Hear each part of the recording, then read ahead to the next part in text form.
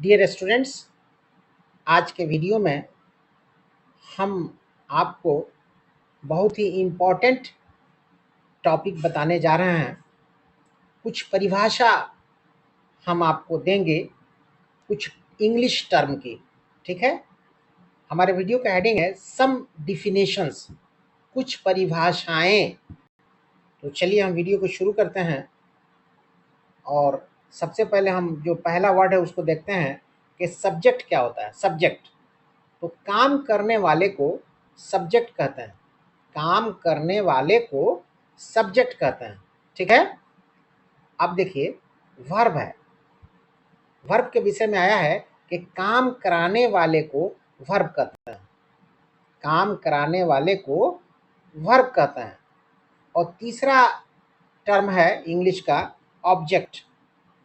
इसके विषय में आया है कि जिसके लिए काम किया जाए उसको ऑब्जेक्ट कहते हैं। जिसके लिए काम किया जाए उसको ऑब्जेक्ट कहता है। क्लियर है? तो मेरे ख्याल से सब्जेक्ट, वर्ब और ऑब्जेक्ट आप समझ गए होंगे। अब चलिए एक एग्जाम्पल से आपको समझाते हैं।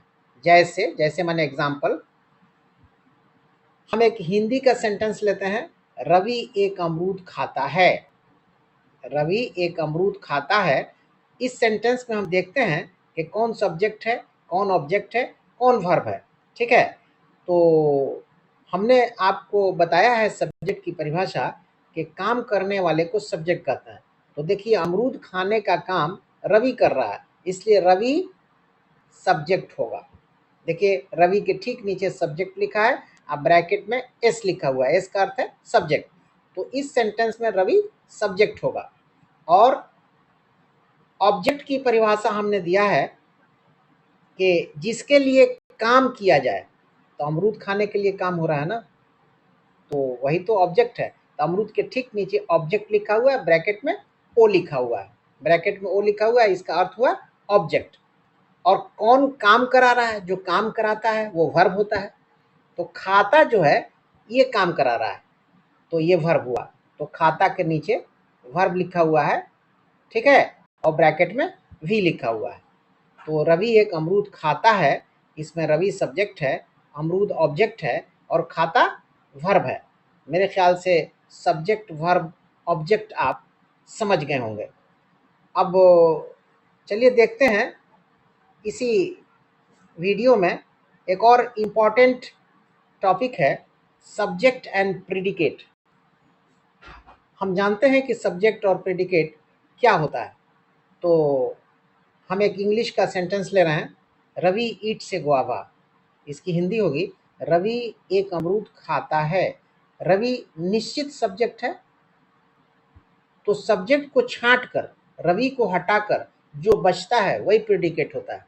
देखिए प्रेडिकेट के नीचे ईट से गुआवा के नीचे, ठीक है ना, एक अंडरलाइन है, एक लाइन खींची हुई है। रवि के नीचे एक लाइन है, तो रवि सब्जेक्ट है। और रवि को छांट कर यानी सब्जेक्ट को छांट कर जो बचता है, तो क्या बचता है? ईट से गुआवा बचता है, यही हमारा प्रेडिकेट है।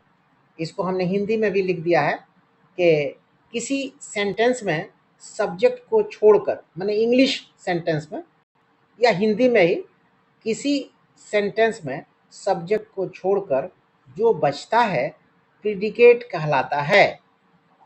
मेरे ख्याल से ये वीडियो आपको हमारा क्लियरली समझ में आ गया होगा। अगर वीडियो पसंद आया तो काइंडली एक लाइक दे दीजिए। अगर हमारा वीडियो आपको पसंद आया तो काइंडली एक लाइक दे दीजिए।